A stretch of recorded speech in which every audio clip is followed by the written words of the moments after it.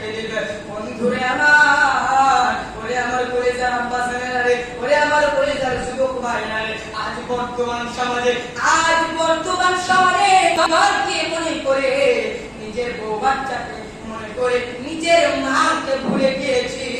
নিজের বউয়ের কথাতে নিজের মা বাবাকে ভুলে গিয়েছি।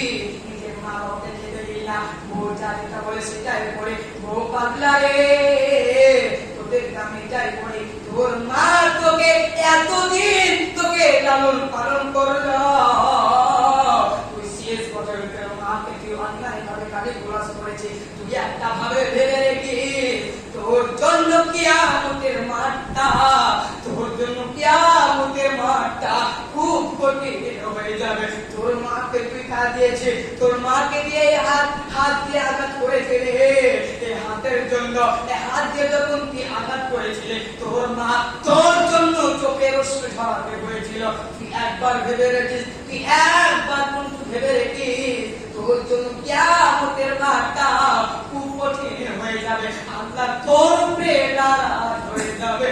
এর জন্যই বলি যুবক ভাইরে, ওরে আমার কলিজার আব্বা জানেন, ওরে আমার কলিজার ভাইরে, এর জন্য আমি আপনাকে বলি নিজের মা বাবার সাথে আচ্ছা তোমরা নিজের মা বাবার সাথে ভালো আচরণ করবে, ভালো আচরণ করবে, সলে আচরণ করবে, নেক আচরণ করবে। তোমরা নিজের মা বাবার সাথে নরম ভাষায় কথা বলবে। তোমরা যেন এমন করে কথা বলবে, তোমার মা যেন, তোমার আব্বা যেন, তোমার বাপ যেন, তোমার মা যেন, তোমার আম্মু যেন তোমার মুখের দ্বারা দিয়ে, তোমার হাতের দ্বারা দিয়ে, তোমার পায়ের দ্বারা দিয়ে, তোমার চোখের দ্বারা দিয়ে যেন আঘাত না পায়, এই মতো করে নিজের মায়ের সাথে চলাচল করবে।